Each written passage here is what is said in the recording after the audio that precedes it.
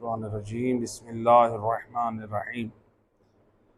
درس قرآن بسلسلہ انس قرآن۔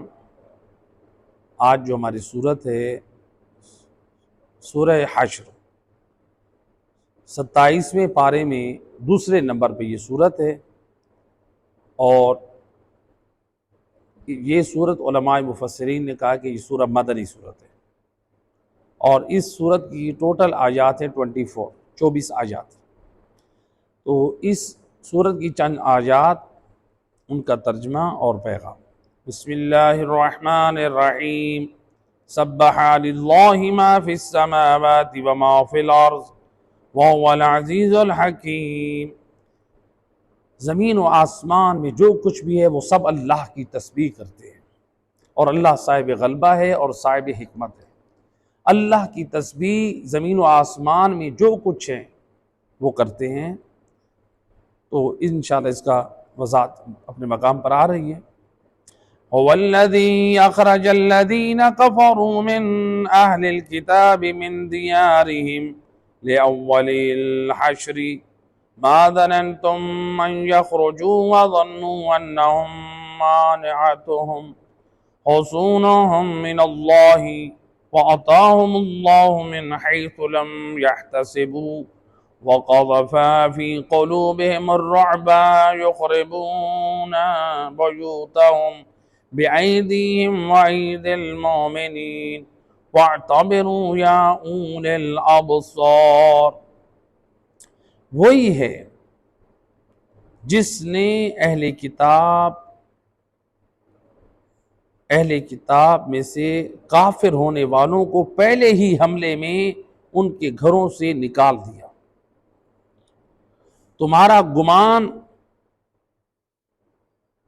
گمان نہیں تھا کہ وہ نکل جائیں گے، اور وہ یہ سمجھتے ہوئے تھے کہ ان کے قلعے انہیں اللہ کے عذاب سے بچا لیں، مگر اللہ ان پر ایسی جانب سے آیا جہاں سے وہ سوچ بھی نہیں سکتے تھے، اور ان کے دلوں میں رعب ڈال دیا گیا، اور وہ اپنے گھروں کو اپنے ہاتھوں اور مومنین کے ہاتھوں اجاڑ رہے تھے۔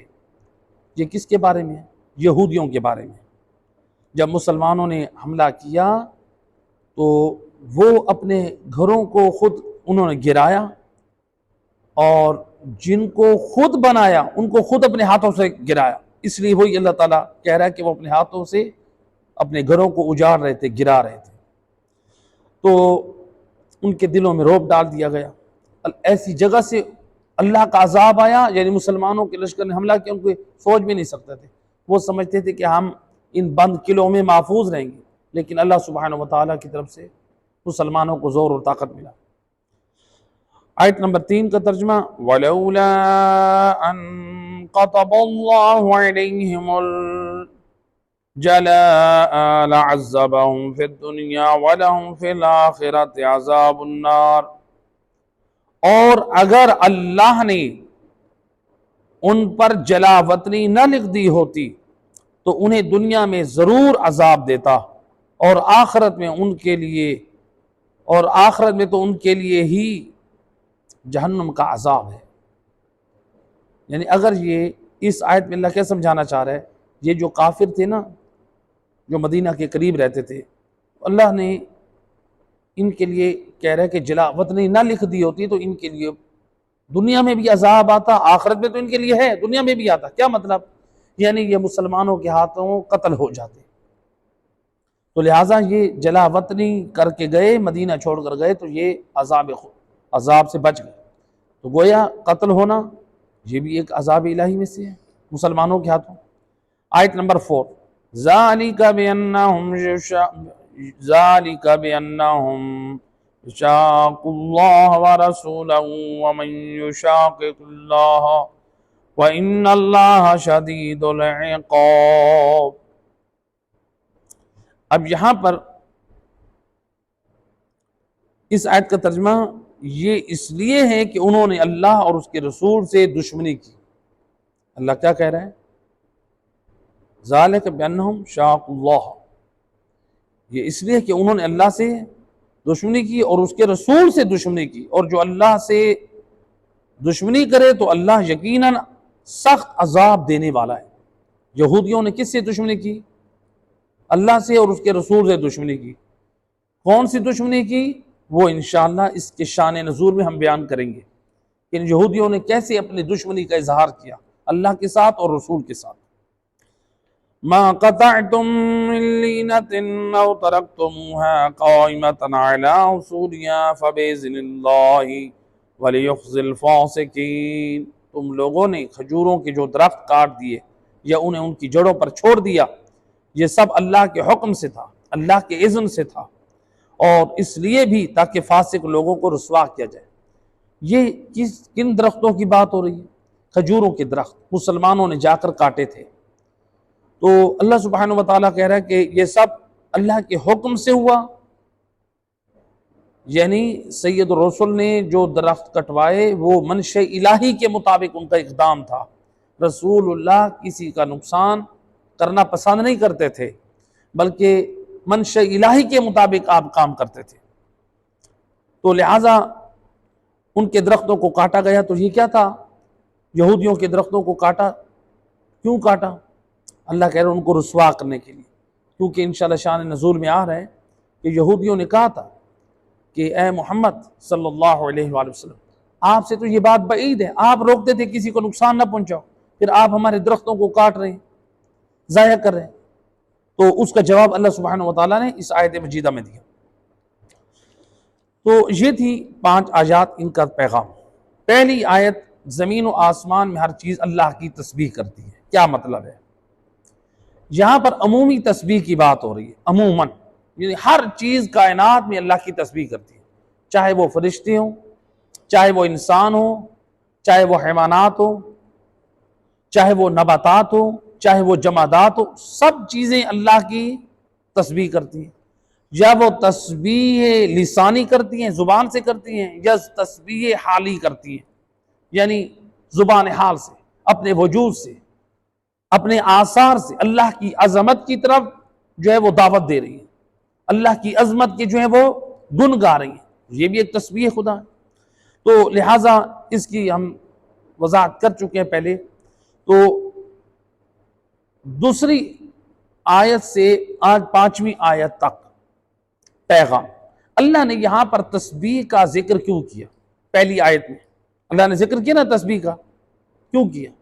چونکہ جو یہودی تھے وہ اللہ کی معرفت میں تحریف کرتے تھے، عقیدہ توحید میں وہ اپنی بنائی ہوئی چیزوں کو داخل کرتے تھے، لیکن اللہ سبحانہ وتعالی تمہیداً یہودیوں کے اس سرزنش میں اللہ یہ خطاب کر کے بتا رہا ہے کہ دیکھو اے یہودیو، تم جو بھی خدا کے بارے میں بیان کرو، تحریف کرو، لیکن کائنات میں ہر چیز اللہ کی تسبیح کرتی ہے۔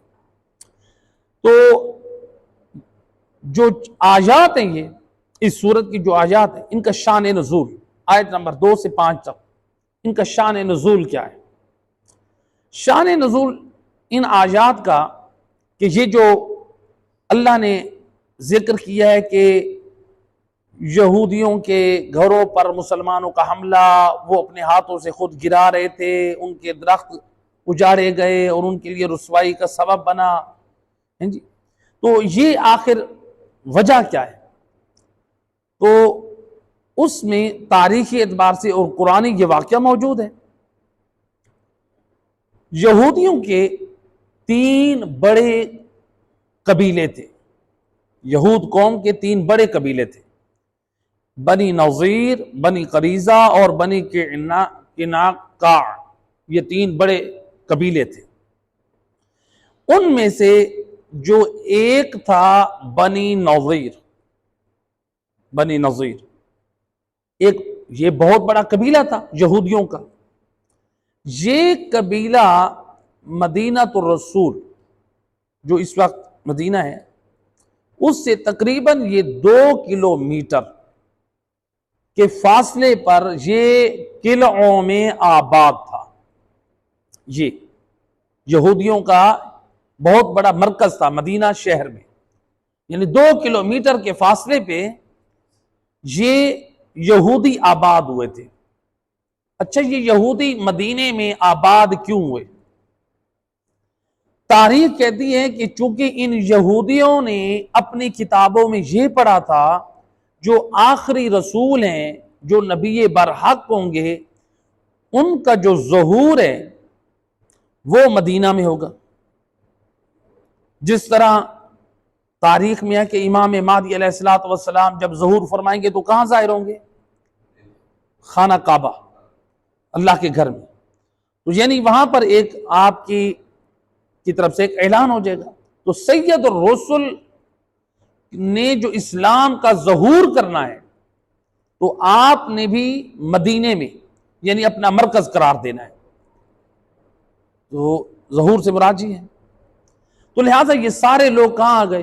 یہودی لوگ مدینے میں، کہ آخری نبی نے مدینے میں آنا ہے، مرکز اسلام اس کا جو مرکز ہوگا اس کے دین کا وہ مدینہ ہونا ہے. تو لہٰذا ہم مدینے میں جا کے اس کا انتظار کرتے ہیں. وہاں پر انہوں نے اپنے قلعے بنائے، اپنا بزنس، اپنی اولادیں، اپنی جائیدادیں، سارا کچھ وہیں پر انہوں نے سیٹ کر لیا. اب یہ اصالتاً حجاز کے نہیں تھے یہودی لوگ. حجاز آج کل تو کہتے ہیں نا سعودی عرب، تو اس وقت اس کا نام تھا حجاز. تو یہ یہودی لوگ حجاز کے نہیں تھے، یہ ہجرت کر کے مدینے میں آئے تھے. کس لیے؟ آخری نبی برحق کا انتظار کرنے کے لیے. وہ آئے گا تو ہم اس کی نصرت کریں گے. آج ہمارے لیے بھی یہ درس سے پیغام ہے. آج ہم بھی اپنے وقت کے امام کا انتظار کر رہے ہیں. کہیں ایسا نہ ہو جو جیسی یہودی حجت خدا نبی برحق کا انتظار کر رہے تھے، لیکن جب آنے والا نبی آیا تو پھر یہی یہودی لوگ نبی کے مخالف بن گئے. کہیں ایسا نہ ہو ہمارے وقت کے امام آئیں اور ہم بھی اپنے وقت کے امام کے مخالف ہو جائیں. یہودی کیوں مخالف ہوئے تھے؟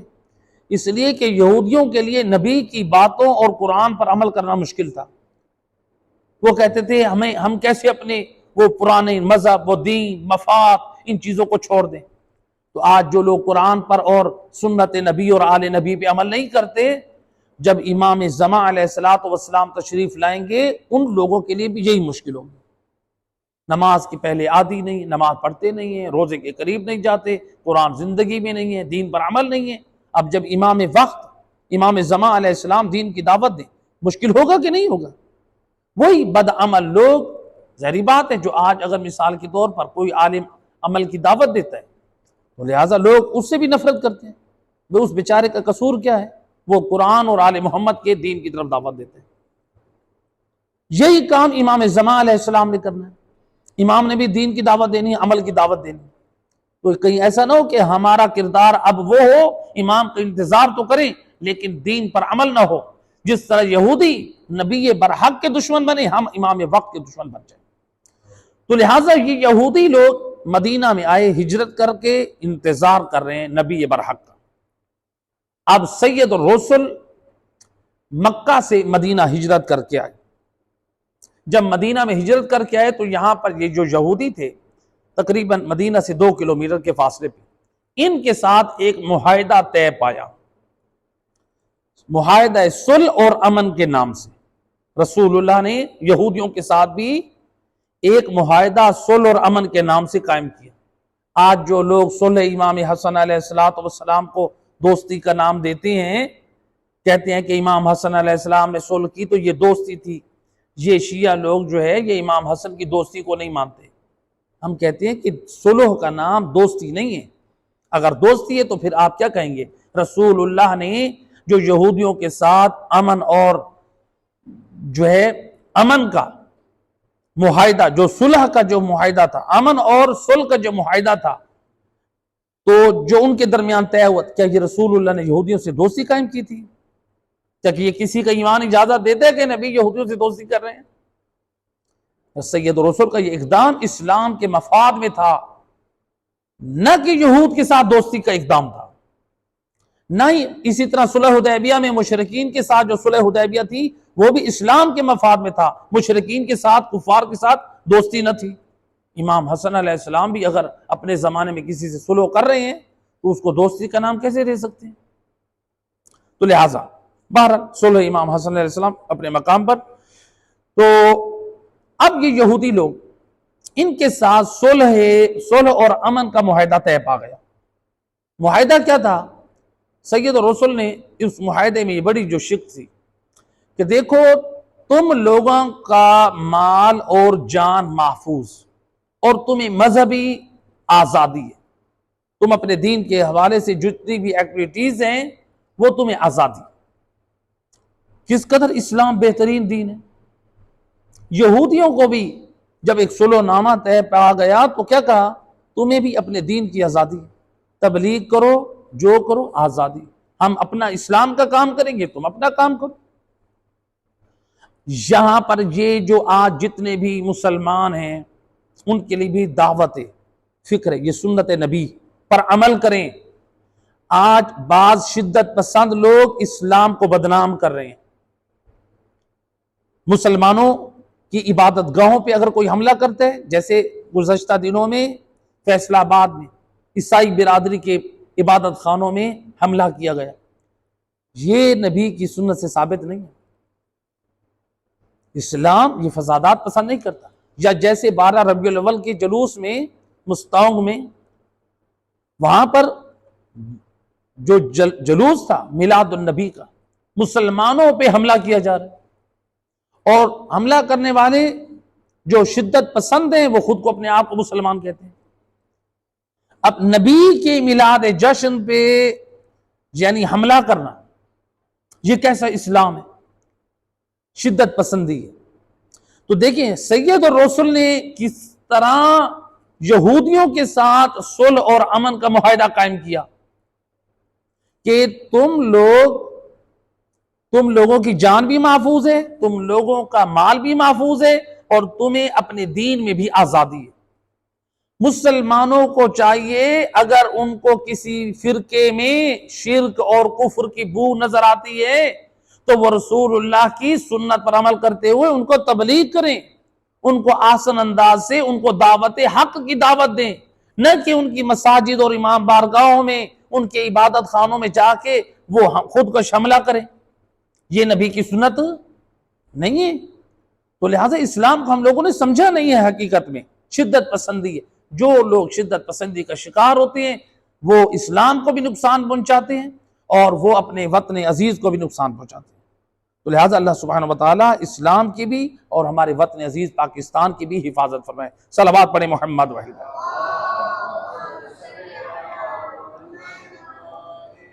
اب رسول نے یہودیوں کے ساتھ معاہدہ کیا. کیا معاہدہ تھا؟ تم لوگوں کی مال جان محفوظ اور تمہیں دینی اعتبار سے آزادی ہے. دینی اعتبار سے آزادی. جب یہ معاہدہ طے پا گیا، دوسرا یہ تھا کہ تم مسلمانوں کے خلاف اور اسلام کے خلاف کوئی اقدام نہیں کرو گے.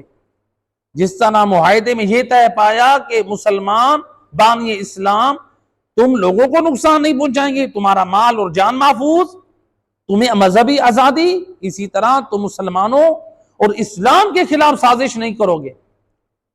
لہذا امن اور صلح کا معاہدہ طے پایا. اب اسلام تو سلامتی اور محبت کا پیغام دے رہا ہے، لیکن ان یہودیوں نے کیا کیا؟ ان یہودیوں کا ایک بڑا سردار تھا کعب بن اشرف. یہ جو مدینے میں 2 کلومیٹر کے مرکز پر تھے. یہ کعب بن اشرف 40 افراد اپنے اس قلعے سے لے کر مکہ پہنچا. کہاں؟ کس کے پاس؟ ابو سفیان کے پاس. مکہ کے بڑے بڑے سردار، ان سے ملاقات ہوئی. ابو سفیان نے اپنے 40 بڑے مکہ کے سرداروں کو اکٹھا کیا اور ادھر سے یہ کعب بن اشرف 40 افراد کو لے کر گیا. کیوں؟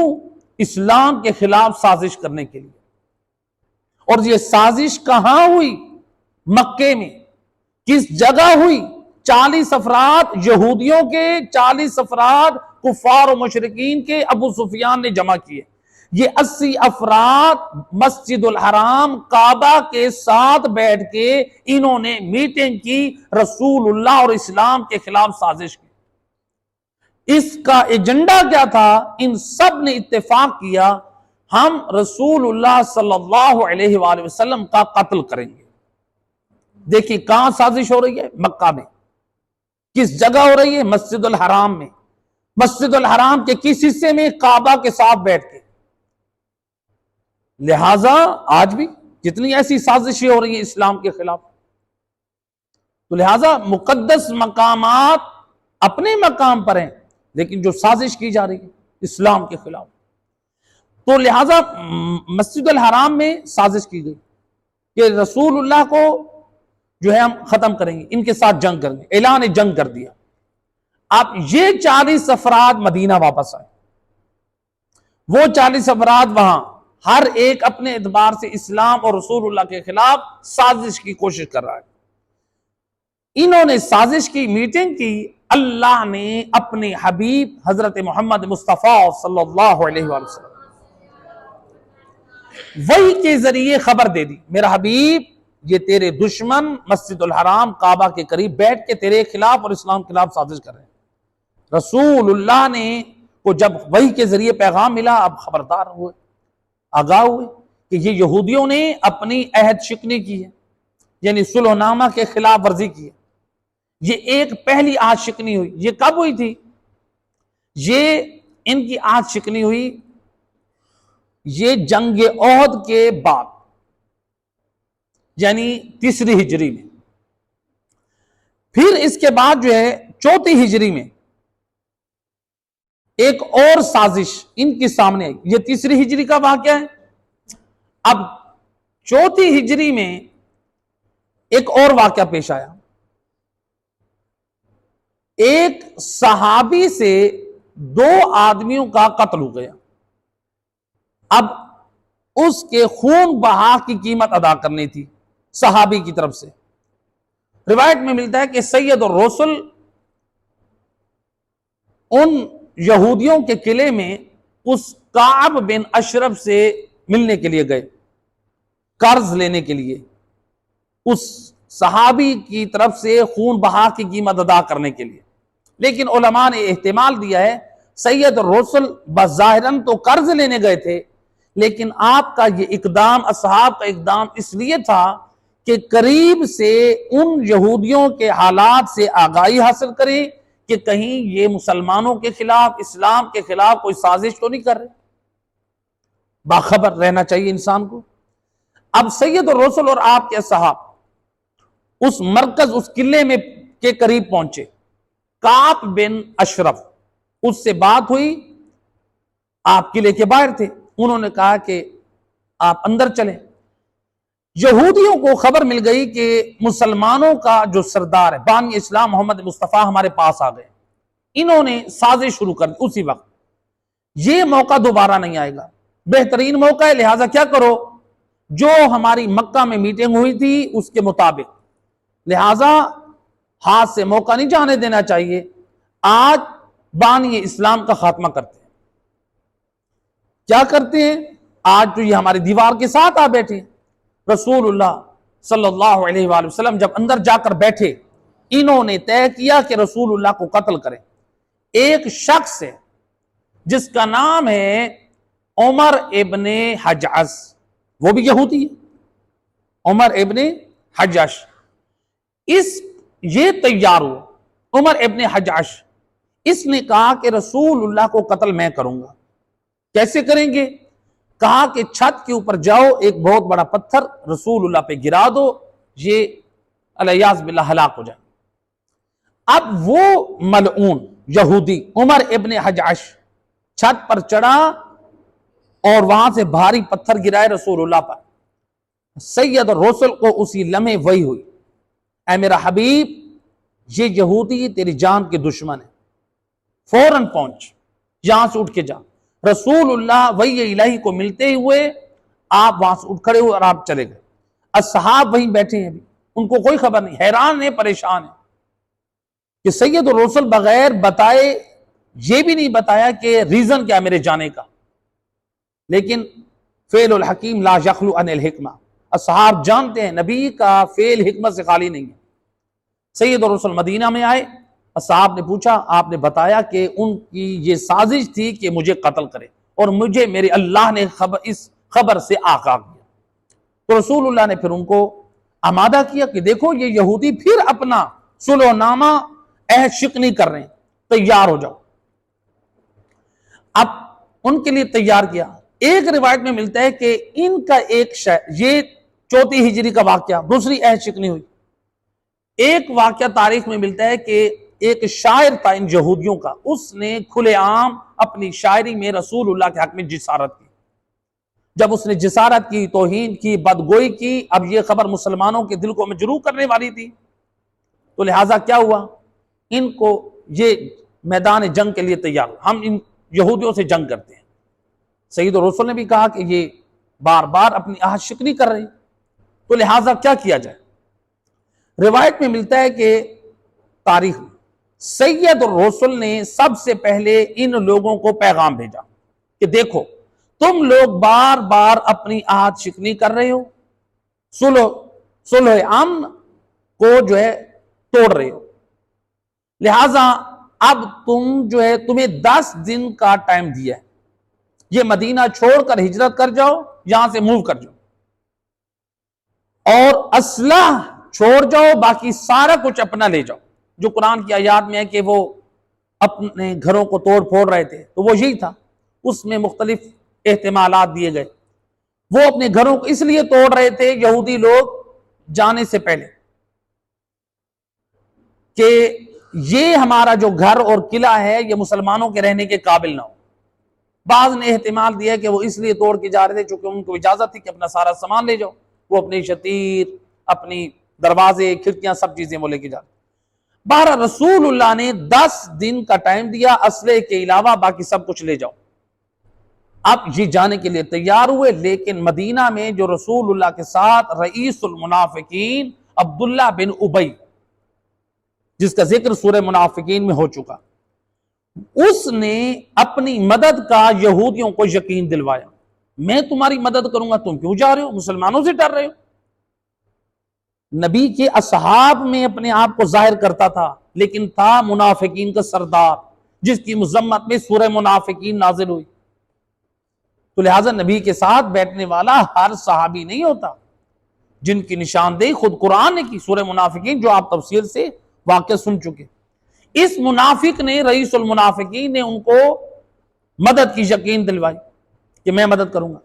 وہ اب اور جم گئے، انہوں نے کہا ہمارے قلعے بھی مضبوط ہیں، نبی کے ساتھ، مسلمانوں کے نبی کے ساتھ رہنے والا جو عبداللہ بن ابی ہے وہ بھی ہمیں مدد کی یقین دہانی کرا رہا ہے، لہٰذا ہم نہیں جاتے۔ وہ بضد ہو گئے وہیں پر۔ ادھر سے جب 10 دن ختم ہوئے تو مسلمان اور بانی اسلام، چونکہ 2 کلومیٹر کا فاصلہ ہے، مسلمان پیدل چل پڑے۔ اب جب اس قلعے کا محاصرہ کیا، جو آیات کے مطابق کیا کیا، جو کھجوروں کے درخت تھے ان کو کاٹا مسلمانوں نے۔ اس کی کیا وجہ تھی؟ اس کی وجہ جب کاٹے تو یہودیوں نے خود کہا کہ اے محمد صلی اللہ علیہ وآلہ وسلم، آپ تو روکتے تھے کہ کسی کا نقصان نہ دیں، یہ آج آپ کیا کر رہے ہیں، آپ ہمارے درختوں کو کٹوا رہے ہیں۔ تو اس وقت اس کا جواب اس سورت کی 5ویں آیت نے دیا کہ اللہ ان کو رسوا کرنے کے لیے یہ درخت کٹوا رہا ہے کہ جب تم اسلام کے خلاف سازش کر رہے ہو تو پھر تمہارا مال بھی قابل محترم نہیں ہے۔ لیکن اس کے مختلف جوابات دیے گئے کہ ایک جواب یہ ہے کہ سید الرسول نے یہ درخت اس لیے کٹوائے کہ مسلمانوں کی نقل حرکت جو ہے وہ آسان ہو، درختوں کی وجہ سے ذرا دشواری ہو رہی تھی۔ اب مسلمان اس قلعے کے باہر ہیں، تقریباً 21 دن اور رات مسلمان اس قلعے کے باہر رہے اور وہاں پر کوئی خون ریزی نہیں ہوئی۔ بالآخر انہوں نے یہ دیکھا کہ مسلمان جو ہیں اب ہمارا محاصرہ کیے ہوئے ہیں، تو سید الرسول نے چونکہ ان کو پہلے کہا تھا کہ تم ہجرت کر جاؤ، اسلحے کے علاوہ باقی سارا مال لے کے جا سکتے ہو۔ بالآخر یہ لوگ ہجرت پر راضی ہو گئے، کچھ خیبر کی طرف گئے اور کچھ شام کی طرف گئے۔ تو یہ یہودی جنہوں نے اسلام کے خلاف سازش کی تھی، عہد شکنی کی تھی، ان کے واقعے کو اللہ نے قرآن میں یہ بیان کیا، اور ان آیات کا شان نزول کچھ یوں ہے۔ صلوات پڑھ دیں محمد والی۔ اب یہاں پر ان آیات میں ہمیں پیغام کیا ملا؟ ان آیات میں ہمیں پیغام کیا ملا کہ دیکھیں، یہ جو رسول اللہ نے یہود کافروں سے جو معاہدہ کیا تھا، اس میں کیا تھا کہ تمہارے مال تمہارے جان کی امان ہے اور تمہیں دینی اعتبار سے آزادی ہے۔ ان لوگوں نے، یہودیوں نے کیا کی؟ وعدہ خلافی کی، عہد شکنی کی۔ تو گویا معلوم ہوا جب تک یہودیوں نے عہد شکنی نہیں کی، اپنے عہد کو نہیں توڑا، اس وقت تک ان کا مال، ان کی جان امن میں ہے اور ان کو دینی اعتبار سے بھی آزادی ہے۔ لیکن جب انہوں نے عہد شکنی کی، اپنے وعدے کو توڑا، تو پھر ان کی جان اور ان کا مال اس میں اب سلامتی نہیں ہے۔ تو قرآن نے کہا کہ پھر ٹھیک ہے، ان کی جلا وطنی کا جو حکم بیان ہوا ہے کہ تمہیں جلا وطنی اللہ نے تمہارے حق میں لکھ دی، اگر جلا وطنی نہ کرتے، تم مدینہ نہ چھوڑتے تو دنیا میں یعنی قتل ہو جاتے، آخرت میں تو عذاب ہے ہی۔ تو اب یہاں پر ہمارے لیے کیا میسیج اور پیغام ہے؟ جو اگر عہد شکنی، وعدہ خلافی یہود کریں تو وہ غلط، اور اگر آج ہم مسلمان کر لیں، عہد شکنی وعدہ خلافی اگر ہم کریں تو کیا ہم صحیح ہیں؟ یہودی غلط ہیں تو کیا ہم صحیح ہیں؟ وہ غلط ہیں تو ہم بھی غلط ہیں۔ عہد شکنی معصوم فرماتے ہیں، وعدہ خلافی کرنے والا منافق ہے، منافق کی علامت ہے، وعدہ کر کے وعدہ خلافی کرتا ہے۔ تو لہٰذا اسی لیے تاریخ میں تفسیر منہج الصادقین ایک بڑی عظیم روایت انہوں نے نقل کی کہ دیکھیں عہد شکنی سے انسان کو کتنا نقصان ہوتا ہے۔ یہودیوں نے بھی عہد شکنی کی اور ہمیں پیغام دیا، مسلمانوں تم بھی نبی کا کلمہ پڑھ کے نبی کے ساتھ عہد شکنی نہ کرنا۔ تاریخ بتاتی ہے ایک بہت بڑا نبی کا ایک صحابی تھا مسلمان، جس کا نام تھا ثعلبہ بن حاطب، ثعلبہ بن ابو حاطب۔ یہ صحابی تھا رسول اللہ کا۔ پہلے کون تھا یہ؟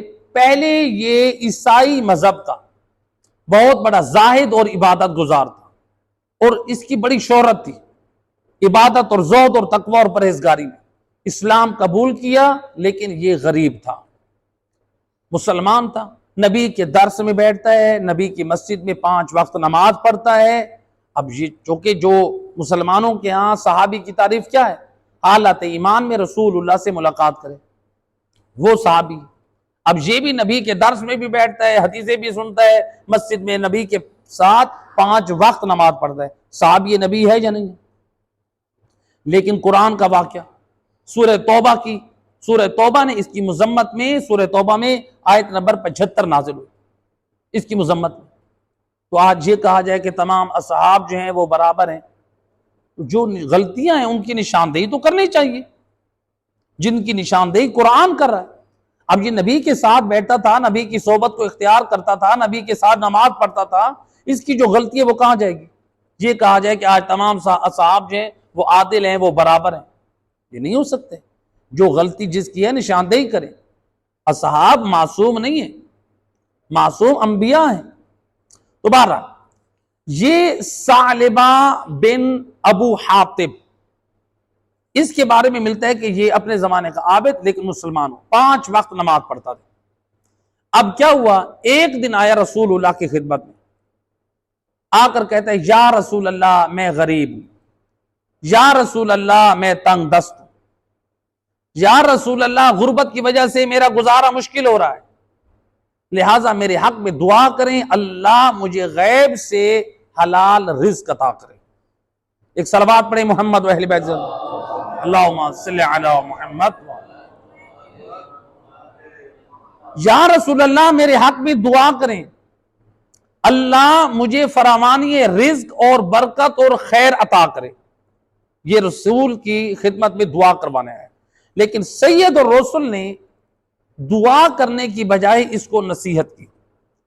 آپ فرماتے ہیں کہ میں تجھے نصیحت کرتا ہوں کہ دیکھو جس حالت پر تم ہو اسی پر ٹھیک ہو.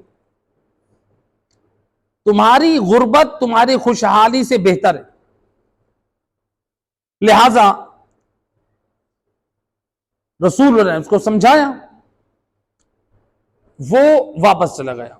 دوسرا دن آیا, پھر یہ رسول اللہ کے خدمت میں آیا.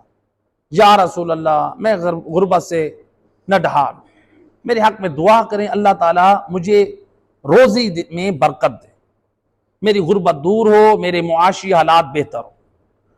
اب سید الرسل نے فرمایا کہ آپ نے اس کو نصیحت کی. آپ نے فرمایا اس حاجت کی تو تمنا نہ کر. یہ جو تو حاجت تیرے دل میں ہے نا کہ میری غربت دور, یہ تمنا نہ کر. اپنی غربت پر صبر کر. رزق کی فراوانی تمہارے لیے خطرناک ہے. رسول اللہ کہہ رہے ہیں رزق کی فراوانی کیا ہے تمہارے لیے؟ خطرناک. اگر تم شکر کرو گے تو بہت سے رزق سے بہتر ہے. تم اس غربت میں شکر کرو گے تو بہت سارے رزق سے بہتر ہے. اور تو لہذا رسول اعظم صلی اللہ علیہ وآلہ وسلم نے آپ نے فرمایا اللہ کی قسم اگر میں دعا کروں یہ پہاڑ سونے اور چاندی کے ہو کر میرے ساتھ حرکت کریں گے.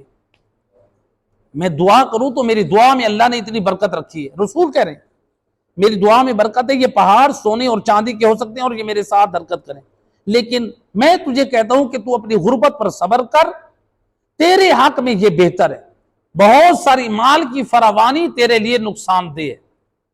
اس نے کہا یا رسول اللہ میں جو ہے, اچھا پھر سید رسول نے ایک اور عظیم جملہ کہا. آپ نے فرمایا غربت کی عاقبت خیر ہے. جو غریب ہیں اس کی عاقبت خیر ہے زیادہ تر لوگوں کی, اور جو کشادہ حالی ہے زیادہ فراوانی مال دولت جائیدادیں بنانے والے, آپ نے فرمایا ان کی عاقبت زیادہ تر شر ہے. یعنی جو زیادہ مالدار ہیں, یہ نہیں کہ سارے, زیادہ تر لوگ, سید الرسول فرما رہے جو مالدار ہیں زیادہ تر لوگ, یہ ان کی عاقبت شر ہے, جہنمی ہے. یہ مال کی وجہ سے اپنا دین اپنی آخرت کو برباد کر بیٹھیں گے. مال کی محبت سے انشاءاللہ یہ روایت میں ذکر ہو رہا ہے. لہذا پس تم میری اقتدا کرو. رسول اللہ کہہ رہے ہیں تم میری اقتدا کرو جس طرح میں نے غربت پہ صبر کیا. میری اقتدا کرو اور میری بات مان لو. زیادہ مال سے محبت نہ لگاؤ ورنہ تمہارا دین اور تمہارا ایمان تمہاری آخرت کو برباد کر دیں گے. آپ نے اس کی نصیحت کی. اچھا یہ سید الرسل نے یہ بات پہلے دن کی تھی یہ نصیحت, لیکن وہ اس بات کو اگنور کرتے ہوئے دوسرے دن آیا, پھر سید الرسل سے تاکید کی. اب رسول اعظم صلی اللہ علیہ وآلہ وسلم سے جب اس نے دوبارہ تاکید کی تو سید الرسل نے یہ کہتا ہے یا رسول اللہ مہربانی کیجئے دعا کیجئے, میں اللہ سے وعدہ کرتا ہوں. دیکھیں عہد کر رہے وعدہ, کہتے ہیں یا رسول اللہ میں اللہ سے وعدہ کرتا ہوں اللہ نے مجھے اگر فراوانی مال عطا کیا میں لوگوں کا حق ادا کروں گا اور رشتہ داروں کے ساتھ صلہ رحمی کروں گا. اللہ سے وعدہ کروں. گواہ کس کو بنا رہے؟ رسول اللہ کو. مجھے اللہ نے فراوانی عطا کی میں لوگوں کے حقوق ادا کروں گا, غریبوں کے, مساکین, یتیموں کے, خمس, زکوٰۃ, یہ سارے حقوق ادا کروں گا. رشتہ داروں کو جو حق میری گردن پہ وہ دوں گا, رشتہ داروں سے صلہ رحمی کروں گا. میرے حق میں دعا کیجیے. جب سید الرسول نے یہ سنا کہ یہ اللہ سے عہد کر رہا ہے وعدہ کر رہا ہے, آپ نے اس کے حق میں دعا کر دی کہ اے اللہ اس کے مال میں برکت عطا فرما. اب بعض نے لکھا کہ اس کے پاس ایک بکری تھی, تو بہرحال اس کے پاس چند بکریاں تھی یا ایک بکری تھی. رسول اللہ نے دعا کی, ان بکریوں میں برکت آنا شروع ہو گئی. اب یہ کون تھا؟ رسول کی صحبت میں بیٹھنے والا صحابی, 5 وقت نبی کے ساتھ مسجد النبوی میں نماز پڑھتا ہے. مال کی کثرت جیسے آئی یہ مدینہ کے اطراف میں بکریوں کو چرانے کے لیے لے جاتا تھا. کیا ہوا؟ صبح اور مغرب بین کی نماز نبی کے ساتھ پڑھتا ہے, ظہرین کی نماز جماعت چھوٹ گئی. کس کی وجہ سے؟ مال, حصول مال, مال کی محبت. اب یہ ہوا کہ اس کا بزنس کاروبار اور چمکا, برکت آ گئی اور بڑا. اب اس نے کیا کیا؟ کہا کہ اطراف مدینہ میرے لیے کم ہے، مدینے کے باہر ایک وادی تھی جہاں پر کافی سبزہ اور بھیڑ بکریوں کا اور اونٹوں کا ان کا پالنا بڑا آسان تھا، تو لہٰذا یہ اپنے مال مویشی کو لے کر یہ مدینہ سے باہر اس وادی میں شفٹ ہو گیا۔ جب وہاں پر شفٹ ہوا تو اب پہلے صرف ظہر اور عصر کی نماز نبی کی سے محروم رہ گئی جماعت سے، اب صبح ظہرین مغرب اور عشاء پانچوں وقت کی نماز جماعت سے محروم۔ کیا کرتا؟ جمعہ کے جمعہ صرف نبی کے پیچھے جمعہ پڑھنے کے لیے آتا تھا، لہذا 5 وقت کی نمازیں چھٹی۔ بزنس بڑھ گیا، مدینے سے باہر رہتے ہیں، بزنس میں اور ترقی آئی۔ اب یہ مدینے کے باہر جس صحرا میں تھا، اب اس کے بھی اطراف میں اس کا بزنس پھیلنے لگا۔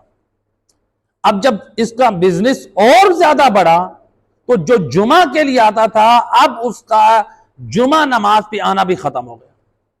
ایک دن اللہ کے رسول فرماتے ہیں، اے میرے اصحاب، وہ ثعلبہ بن حاطب کہاں ہیں؟ پہلے اس نے 1 وقت کی نماز جماعت چھوڑی، ظہر و عصر کی، پھر اور چھوڑی، یعنی اب جمعہ بھی چھوڑ گئے۔ کہاں گئے وہ؟ نبی کے درس میں آگے آگے بیٹھنے والا صحابی، نبی کے ساتھ 5 وقت نماز پڑھنے والا صحابی ایک دم غائب ہو گیا۔ کہا کہ یا رسول اللہ، اب اس کا کاروبار بہت ہے، وہ ایک وادی میں ہے، وہاں پر اس کا بزنس ہے، بہت پھیلاؤ ہو چکا ہے، لہٰذا وہ نہیں آ سکتا۔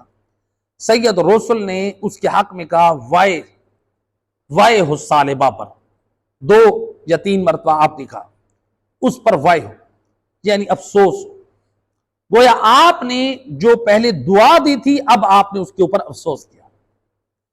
اب ثعلبہ بن ابو حاطب رسول اللہ گویا اس کے عمل سے ناراض ہوئے۔ یا قرآن مجید میں آیت نازل ہوئی، آیت زکوٰۃ کے واجب ہونے کا ذکر آیا۔ رسول اللہ نے ایک ورقے پر زکوٰۃ کی آیت لکھوا کر اور شرائط زکوٰۃ وہ ایک صحابی کے ہاتھ وہ دیا اور ایک اور شخص کو اس کے ساتھ کیا، جاؤ یہ ثعلبہ بن حاطب کے پاس زکوٰۃ لے کر آؤ، زکوٰۃ وصول کر کے، اور ساتھ میں جو اس کے ثعلبہ بن حاطب کے ساتھ ایک اور ہے، مومن ہے، دیندار ہے، اس سے بھی یہ زکوٰۃ وصول کر کے آنا۔ وہ نبی کا صحابی اور اپنے ساتھی کے ساتھ ثعلبہ بن ابو حاطب کے پاس پہنچا۔ اب دیکھیں یہ مال کی محبت تھی اس کے دل میں۔ اس نے جب وہ زکوٰۃ کی شرائط اور آیت کو پڑھا، کیا کہتے ہیں یہ محمد ہم سے ٹیکس لینا چاہتے ہیں۔ نبی کی صحبت میں بیٹھنے والا، نبی کے ساتھ باجماعت پڑھنے والا کہتے ہیں یہ نبی یہ ہم سے جزیہ لینا چاہتے ہیں، یعنی آج کی اصطلاح میں ٹیکس۔ کہاں نبی کی صحبت میں بیٹھنے والا تھا، کہاں قرآن کے حکم کو اور نبی کے حکم کی جو ہے وہ اس طرح استہزاء کرتے ہوئے، مذاق اڑاتے ہوئے کیا کہتے ہیں یہ ٹیکس ہے، تو لہٰذا کہتا ہے میں اس کے بارے میں غور کروں گا۔ آج کتنے ایسے لوگ ہیں، وہ اس وقت جو نبی کی صحبت میں بیٹھنے والا تھا، مال کی محبت اتنی آئی، قرآن کی آیت جب زکوٰۃ کا حکم بیان کر رہی ہے، نبی مانگ رہے ہیں، یہ اس کو ٹیکس کا نام دے رہا ہے۔ آج کتنے لوگ ہیں جب علماء کسی سے خمس اور زکوٰۃ کی یا واجبات کی بات کرتے ہیں تو کہتے ہیں کہ یہ ہم ٹیکس دیں، کمائیں ہم، اور ہم جو ہے وہ علماء کے ہم منہ بھریں، ان کی جیبیں بھریں۔ علماء اپنا کچھ نہیں بناتے، یاد رکھیں، وہ ترویج دین میں خرچ کرتے ہیں، آپ کی ایک ایک پائی کو امانت سمجھتے ہیں۔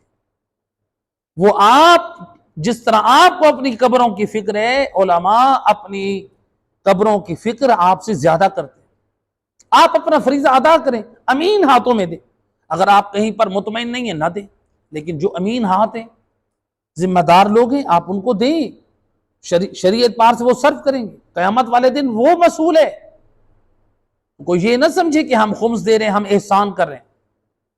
بانی انقلاب اسلامی ایران آیت اللہ خمینی کی خدمت میں جب ایک بزنس مین بہت بڑے خمس کی رقم لے کر پہنچا، تو خمس کی رقم لے کر پہنچا اور وہ ایک مرتبہ ناراض ہو گیا کہ میں نے جو ہے یہ خمس دینے کے لیے آیا ہوں اور میرا شکریہ ادا نہیں کیا۔ معلوم ہوا کہ میرا جو ہے خاص تو انہوں نے یہ کہا کہ شکریہ تو بلکہ تمہیں ادا کرنا چاہیے کہ میں نے تیرے واجبات کو قبول کر کے ترویج دین کے لائق بنایا ہے، تیرے حق میں دعا کر دی ہے۔ دعا تو کرنی چاہیے کہ جب مومن اپنے واجبات کو ادا کرے، زکوٰۃ ہو تو اس کے حق میں دعا کرنی چاہیے، مستحب ہے، روایات ہیں، یہ علیحدہ موضوع ہے۔ تو بہرحال ہمارے علماء دعا بھی کرتے ہیں، لیکن وہ چاہ رہا تھا کہ دعا کے ساتھ مجھے علیحدہ، مجھے کوئی خاص میری رسپیکٹ، میرا احترام، گویا میرا احسان ہے۔ لہٰذا اسلام یہ نہیں کہتا ہے آپ اگر خمس اور واجب ادا کریں آپ مذہب پر، دین پر احسان نہیں کریں، بلکہ آپ شکریہ ادا کریں کہ آپ کا وہ قبول ہو رہا ہے۔ صلوات پڑھیں محمد وحید۔ اب اس نے کہا کہ یہ جو ٹیکس ہے میں غور کروں گا۔ اب یہ جو رسول اللہ کے صحابی تھے، اور شخص تھا، یہ وہاں سے چلے دوسرے مومن کے پاس، دکھائے رسول اللہ نے زکوٰۃ مانگی۔ جب وہاں پر پہنچے، اس مرد مومن نے کیا کیا، زکوٰۃ دینے کے لیے اپنی ریوڑ میں گیا، جو اعلیٰ نسل کے اونٹ تھے اس نے ان اونٹوں کو چھانٹی کر کے باہر نکالا اور زکوٰۃ کے طور پہ دیا۔ وہ صحابی نبی کہہ رہے ہیں کہ اے بندے خدا، تیرے لیے تو زکوٰۃ عام اونٹوں سے بھی ادا ہو جائے گی، تو اپنے تمام ریوڑ سے، اس باڑے سے اتنے اچھے اونٹ اعلیٰ نسل کے کیوں دے رہا ہے؟ یہ دینے کی ضرورت نہیں ہے۔ یہ مومن کا ایمان ہونا چاہیے۔ مومن کیا کہتا ہے؟ کہتا ہے کہ میں سب سے اچھے اس لیے دوں گا، اس لیے کہ تم نبی کی طرف سے آئے ہو اور میں اللہ اور اس کے رسول کا حق ادا کر رہا ہوں۔ یہ میں اسلام پر یا نبی پہ احسان نہیں کر رہا، یہ کیسے ہو سکتا ہے؟ میں نبی اور خدا کو حق دوں اور میں ادنا اور معمولی دوں؟ لہٰذا جس نے مجھے رزق دیا اللہ نے، لہٰذا میں اس کے حکم پر اگر اس کے نبی کو زکوٰۃ دوں گا تو سب سے اچھی دوں گا۔ اب یہ خوش ہوئے کہ وہاں پر اس بدبخت کا، منافق کا یہ کردار، ثعلبہ کا، اور اس مومن کا یہ کردار۔ انہوں نے کہا کہ چلو ٹھیک ہے، اس کے بعد دوبارہ چلتے ہیں، اتنے اچھی اعلیٰ نسل کے اونٹ ہیں، اس نے زکوٰۃ دی، وہ مال سے محبت کر کے بخل کر رہا ہے، اس کے پاس چلتے ہیں، شاید اس کو حیا آ جائے، اس کی غیرت ایمانی بیدار ہو جائے۔ اس کے پاس گئے دوبارہ، دونوں جگہ قریب قریب ہیں۔ اس نے پھر وہی جواب دیا، میرے پاس کیا لینے آ گئے ہو؟ میرا وہی جواب ہے۔ گویا وہ مایوس ہو کر واپس آئے مدینہ میں، رسول اللہ کے خدمت میں پہنچے۔ اب سید رسول نے سارا واقعہ سنا تو آپ نے پھر افسوس کیا ثعلبہ بن ابو حاطب پر، اور آپ نے اس مومن کے حق میں دعائے خیر کی۔ نبی دعا کر رہے ہیں جس نے زکوٰۃ دی، اور جس نے روکا نبی اس کے حق میں افسوس کر رہے ہیں۔ روایت میں ملتا ہے کہ سورہ توبہ کی آیت نمبر 75 اس کی مذمت میں نازل ہوئی، وہ اپنے مقام پر انشاءاللہ اس کو بیان کریں گے۔ وہ نازل ہوئی تو اب اس کو کسی طرح سے اطلاع ملی، اب یہ کچھ صدقے کی رقم لے کر نبی کی خدمت میں آیا۔ کس لیے آیا؟ کیونکہ مسلمانوں میں اس کا کردار خراب ہو چکا ہے کہ نبی نے زکوٰۃ مانگی، میں نے انکار کیا، گویا جتنی بھی اس کی عزت تھی ساری اس کی برباد ہو گئی۔ اب یہ چاہتے ہیں اپنی عزت کو دھلوائے، اپنی عزت کو بنائے، اپنے اس گناہ کو دھلوائے۔ اب یہ صدقہ دینے کے لیے آیا۔ سید رسول نے فرمایا اللہ نے اب تیرے صدقہ کو قبول نہیں کرنا، تیرا صدقہ اللہ قبول نہیں کرتا۔ کیوں؟ اس لیے کہ پہلے اگر دیتا تو اللہ کے لیے دیتا، اب تو گویا تو لوگوں کے دلوں میں اپنی جگہ، اپنی عزت بنانے کے لیے دے رہا ہے، تو لہٰذا آپ نے لینے سے انکار کر دیا۔ وہ صدقے کی رقم جو ایک واجب زکوٰۃ نہیں دے رہا، وہ صدقے کی معمولی رقم، تو لہٰذا وہ اپنے سر میں خاک ڈال کے واپس گیا۔ تو یہ ہے، اب دیکھیں یہ کیا ہے، اس واقعے میں اس نے کیا کی؟ عہد شکنی کی۔ عہد کیا تھا، وعدہ کیا تھا نبی سے، خدا سے وعدہ کیا تھا، اور نبی کو گواہ بنایا تھا کہ میں اپنے مال میں سے جو حقوق ہیں وہ بھی ادا کروں گا لوگوں کے، اور صلہ رحمی بھی کروں گا۔ اس نے وعدہ خلافی کی۔ تو کس طرح سے وعدہ خلافی اور مال کی محبت انسان کے دین اور ایمان کو برباد کر دیتی ہے۔ تو اصحاب نبی افسوس کرتے تھے کہ بہت افسوس ہے جو صاحب ایمان تھا وہ منافق اور بے ایمان جا بنا۔ تو کہیں ایسا نہ ہو ہم بھی مال سے لگاؤ اور محبت کی وجہ سے اپنے واجبات سے ہاتھ روک لیں۔ ظاہری طور پہ تو ہم اپنے آپ کو مسلمان اور مومن کہیں، لیکن قرآن، خدا اور نبی کی نگاہ میں ہم دشمن دین ٹھہرے۔ یاد رکھیں جس طرح خمس اور زکوٰۃ نکالنا واجب ہے، اسی طرح اس کا صحیح مقام پہ استعمال کرنا، صحیح افراد امین ہاتھوں میں اس کا دینا بھی واجب ہے۔ شریعت کہتی ہے آپ خمس و زکوٰۃ صرف نکالنا کافی نہیں ہے، بلکہ کہاں صرف کرنا ہے، کن افراد کو دینا ہے، اس کی شرائط ہے، وہ آپ علماء سے رجوع کریں۔ کہاں پہ صرف کرنا ہے، اس کی شرائط کیا ہے، سہم سادات کی کیا شرائط ہیں، مال امام کہاں صرف کر سکتے ہیں، زکوٰۃ کو کہاں صرف کر سکتے ہیں۔ تو لہٰذا صلوات پڑھ دے محمد والا۔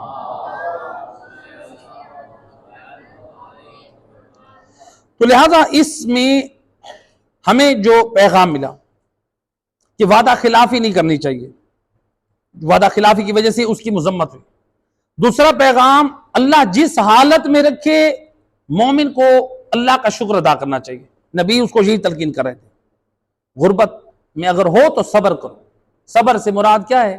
یعنی حرام کاموں کی طرف نہ دوڑو، حلال کی ایک لقمہ کھا لو، حرام کا مرغ نہ کھاؤ۔ لہذا تیسرا اس میں پیغام ملا کہ واجبات یعنی مال کے آنے کے بعد انسان اپنے واجبات، خمس، زکوٰۃ، رشتہ داروں میں جو جائیداد کا حق ہے اس کو فوراً ادا کرے۔ اگر مال سے محبت لگا کے وہ خمس و زکوٰۃ کو اور رشتہ داروں میں جائیداد کا یا دیگر لوگوں کی جو قرض دینے ہیں حق روکے گا، یاد رکھیں دنیا کو آباد کر رہا ہے اور آخرت کو برباد کر رہا ہے۔ اور چوتھا پیغام اس میں یہ ہے کہ مال کی اگر کثرت ہو تو زندگی میں انسان اتنا مال سے لگاؤ نہ رکھے کہ انسان قرآن کو بھی بھول جائے، انسان نماز کو بھی بھول جائے، انسان مجلس اعزاء امام حسین کو بھی بھول جائے، عزاداری امام حسین کو بھی بھول جائے، دعاؤں میں کو بھی بھول جائے۔ کتنے ایسے لوگ ہیں مالدار ہیں، وہ اپنے لیے حیا محسوس کرتے ہیں، ہم مجلس امام حسین میں ہم کیوں لوگوں کے ساتھ نیچے بیٹھے؟ اس مال کا کیا فائدہ ہے؟ جس نے آپ کے اندر غرور پیدا کر دیا، آپ مجلس امام حسین میں جانے سے روک رہا ہے، وہ مال آپ کے لیے خیر اور برکت نہیں، وہ وبال ہے۔ وہ مال جو ہمیں درس قرآن میں یا واعظ و نصیحت کی محفلوں میں جانے سے روک رہا ہے، وہ مال ہمارے لیے وبال ہے۔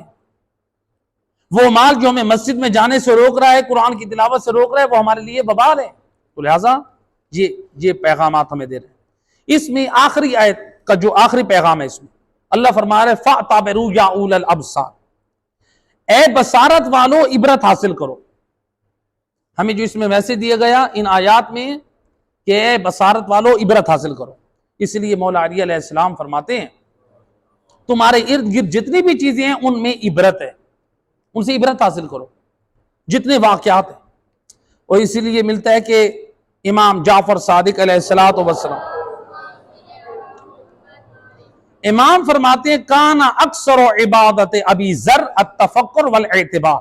امام فرماتے ہیں رسول کے صحابی حضرت ابو ذر غفاری جن کی اکثر عبادت دو چیزوں پر مشتمل ہوتے تھے، یا وہ فکر کرتے تھے یا پھر وہ عبرت حاصل کرتے تھے۔ یعنی مومن کا کردار ایسا نہ ہو چاہیے عبرت حاصل کرے یا وہ فکر کرے۔ تو لہٰذا عبرت، انسان ارد گرد کے واقعات کی طرف توجہ کرے، تاریخی واقعات، قرآن کے واقعات ہمارے لیے عبرت کے نمونے ہیں۔ آج کا جو دن ہے خود دیکھیں یزید ملعون کی ہلاکت کا دن ہے، خود ہمارے لیے تاریخی اعتبار سے کتنی عبرت ہے۔ کون تھا یہ یزید ملعون جس کے بارے میں تاریخ علماء تاریخ مورخین نے جس کے بارے میں لکھا؟ ایک صلوات پڑھیں محمد والہ۔ علماء اہل سنت میں سے امام ذہبی وہ تاریخ میں لکھتے ہیں افتتح دولتہ بقتل الحسین واختتمها بواقعۃ الحراء فمقتہ الناس ولم یبارک فی عمرہ۔ امام ذہبی علماء اہل سنت میں سے لکھتے ہیں، وہ کہتے ہیں کہ یزید ملعون کی جو دولت یعنی اس کی جو حکومت تھی اس نے افتتاح قتل حسین سے کیا، اور اس کا اختتام جو ہے وہ واقع حرا سے کیا، اور جس سے لوگ اس سے متنفر ہوئے اور اللہ نے اس کی زندگی میں برکت اٹھا لی۔ تو یہ کیا تھا؟ 60 ہجری میں تخت پہ بیٹھا، 64 ہجری میں ہلاک ہوا، 4 سال۔ 3 واقعات اس کی زندگی میں انجام پائے۔ پہلا، امام حسین علیہ السلام، ان کے صاحب، ان کی اولاد کو کربلا میں شہید کیا۔ اس واقعے کو آپ بخوبی جانتے ہیں۔ دوسرا واقعہ جو اس نے کیا، جو اس کی زندگی میں پیش آیا، ایک صلوات پڑھے محمد والوں، اللہم صلی۔ 63 ہجری میں واقع حرہ پیش آیا، اور جس میں دیکھیں تاریخ میں اس نے 700 رسول کے اصحاب کو قتل کیا۔ جب اس کے لشکر نے مدینے پہ حملہ کیا، جس میں رسول اللہ کے 700 اصحاب اور 10,000 عوام لوگ شہید ہوئے مدینہ میں۔ 300 کنواری خواتین کی عفت پاک دامنی کو برباد کیا گیا، جس کے نتیجے میں وہ حاملہ ہوئی اور حرام زادے پیدا ہوئے۔ اور 3 دن مدینہ میں ہر چیز مباح اور حلال کر دی گئی، یعنی جو حرام محمد تھا اس کو حلال بنا دیا گیا۔ 3 دن مسجد نبوی میں اذان بند، نماز بند۔ مسجد نبوی میں گھوڑے باندھے گئے جن کے بول و براز، لید اور پیشاب، یہ سب قبر رسول تک آتا تھا، رسول اللہ کی توہین ہوتی تھی۔ لہذا اصحاب کا قتل کیا گیا، خواتین کی عزتوں کو لوٹا گیا، قتل عام کیا گیا، دین کو پامال کیا گیا۔ یہ تھا دوسرا واقعہ۔ تیسرا واقعہ جو 64 ہجری میں خانہ کعبہ پہ اس نے حملہ کروایا، پتھراؤ کیا، منجلی کے ذریعے سے آگ ڈلوائی، خانہ کعبہ کی دیوار منہدم ہوئی، خانہ کعبہ کا جو پردہ تھا وہ جلایا گیا۔ یہ کس نے کیا؟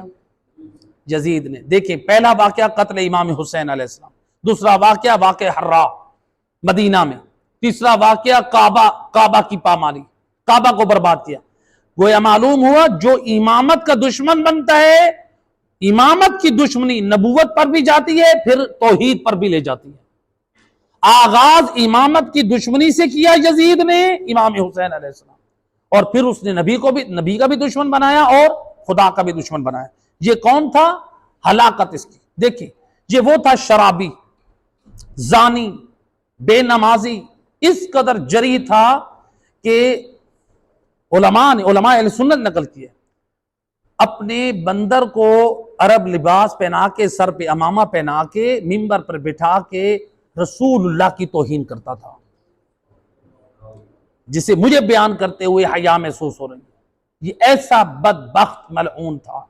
اور اسلام میں پہلی بدعت جس نے قائم کی، جانوروں کو غسل و کفن کا رواج جس نے قائم کیا، وہ یزید تھا۔ اس کا ایک بندر تھا جس کی اس کو بڑی عزت افزائی دیتا تھا۔ یہ جب وہ بندر مر گیا، اس کے لیے اس نے تعزیت کی مجلس سے مراد یعنی تعزیت کا فرش بچھایا۔ لوگ افسوس کے لیے آتے تھے، اس کے بندر کے افسوس کے لیے، اور پھر اس کو غسل دیا گیا، کفن دیا گیا، اس کو دفن کیا گیا۔ یہ اسلام میں پہلا جانور کو غسل و کفن کا اہتمام کیا، وہ کون ہے؟ یزید۔ آپ نے دیکھے، یہ میڈیا میں بھی آپ کو مل جائے گا کہ کسی نے، وہ پیر ہے، اس نے اپنے کتے کو بھی وہ غسل و کفن دے کے مسلمانوں کے قبرستان میں دفن کیا۔ یہ قبرستان مومنوں کے لیے، مردوں کے لیے دفن، مسلمانوں کے دفن ہونے کے لیے، یہ حیوانوں کے دفن ہونے کی جگہ نہیں۔ ہاں، اگر کوئی جانور مر جاتا ہے، چاہے وہ حلال گوشت جانور ہو یا حرام گوشت جانور ہو، اس کا اسلام میں حکم ہے، آپ جانور کو یا تو بڑی نہر میں یا دریا برد کر دیں، یا پھر ایسی زمین میں دفن کریں جہاں پر اس کے متعفن، اس کی بدبو سے لوگوں کو اذیت نہ پہنچے، اور وہ زمین آپ کی ہو، وہ وقف شدہ نہ ہو، مسلمانوں کے قبرستان کے لیے نہ ہو، مسلمانوں کی مساجد کے لیے نہ ہو، مسلمانوں کے مدارس میں سے نہ ہو، یا مثلا کسی امام بارگاہ کی جگہ نہ ہو، کیونکہ یہ جو جگہ وقف ہوتی ہے وہ خاص جگہوں کے لیے، خاص چیزوں کے لیے ہوتی ہے۔ تو لہٰذا اگر کسی جانور کو دفن کرنا ہے تو کوئی ایسی جگہ پر زمین میں دفن کریں جہاں پر لوگوں کو اس کی بدبو بھی نہ پہنچے اور وہ اس کو دفن کر دیں۔ لیکن اس کو اگر ہم غسل دیں، مثلا غسل دے کے کسی جانور کے اوپر، مثلا اگر گھوڑا فوت ہو جاتا ہے، اس کو غسل دے کے پھر اس کو گیلا ہو جاتا ہے نا، وہ بعض لوگ نہلا کے کیا کرتے ہیں، اس کے اوپر 4 کل والی چادر ڈال دیتے ہیں. گھوڑے کو جب مر جاتا ہے نا، وہ ہوتا ہے گیلا، اس کے اوپر 4 کل قرآن کی آیات کی چادر ڈالیں گے، یہ حرام ہے، کیونکہ وہ قرآن نجس ہو جائے گا. گھوڑا تو پاک نہیں ہو سکتا نا. ہم انسانوں کو اگر غسل دیا جائے تو ہماری باڈی پاک ہو جائے گی، گھوڑا پاک نہیں ہو سکتا. لہذا جو ہم اس کے اوپر قرآن والی چادر ڈالیں گے وہ بھی ہمارے لیے حرام ہے. ان چیزوں کی اصلاح ہونی چاہیے ہماری. تو لہذا پہلی جو بدعت قائم کی تھی وہ یزید نے تھی. تو اس کی ہلاکت کیسی ہوئی؟ اس کی ہلاکت کے بارے میں مختلف روایات. ایک ملتا ہے کہ اس کو ایک کینسر کا پھوڑا نکلا جس سے اس کی ہلاکت ہوئی. دوسرا ملتا ہے کہ یہ جو تھا رات کو سویا مست ہو کے شراب میں، اور صبح کو اس کو مردہ حالت میں پایا اور اس کی لاش بدبودار تھی. ایک اور روایت جو تاریخی اعتبار سے نقل ہوئی ہے وہ یہ آخری روایت کہ وہ یہ ہے کہ ایک رومی خاتون کے عشق میں گرفتار ہوا. یہ یزید ملعون اس کے عشق میں گرفتار ہوا. جب اس کے عشق میں گرفتار ہو گیا، اس نے اس کو وعدہ دلایا کہ کہیں ملاقات کے لیے ایک خاص علاقے میں، کہ ہم وہاں پر رنگ رنگلیاں منائیں گے. جب یہ یزید وہاں پر پہنچا، اندر سے وہ اس سے نفرت کرتی تھی، محبت نہیں کرتی تھی. یہ اس کے عشق میں گرفتار تھا. رومی یعنی نسل کی خاتون تھی. جب یہ اس کے عشق میں گرفتار تھا، وہاں پر پہنچا رنگ رلیاں منانے کے لیے، وہ اندر سے اس سے نفرت رکھتی تھی. تو اس کے پاس ایک خنجر تھا. جب یہ وہاں پہنچا، یہ ادھر ٹھنڈی ہوا کی وجہ سے یہ مست ہوا، اس نے خنجر لے کر اس کے اوپر حملہ کر دیا. کہا کہ جو نبی کے نواسے کے ساتھ داغدار ہے وہ میرے ساتھ وفادار نہیں ہو سکتا. اے ملعون، تیری سزا ہلاکت ہے، تو پیار اور محبت کے قابل نہیں ہے. اس نے خاتون اس کا خاتمہ کیا، ہلاک کیا اور اس کی لاش کو چھوڑ دیا. کئی دن بعد جب اس کے چاہنے والے درباری لوگ پہنچے تو اس کی لاش بدبودار گل سڑ چکی تھی، پھر اسی کو دفن کیا گیا. تو بہرحال قرآن نے ان واقعات کو عبرت قرار دیا ہے، اور یہ وہ آیات ہیں جو اللہ سبحانہ وتعالیٰ سے دعا ہے کریم مہربان اللہ بحق محمد و اہل بیت علیہ الصلوۃ والسلام ہم سب کو قرآن اور وارثان قرآن کی سیرت عمل کی توفیق عطا فرما. اے کریم مہربان اللہ محمد و اہل بیت کی عصمت و طہارت کا واسطہ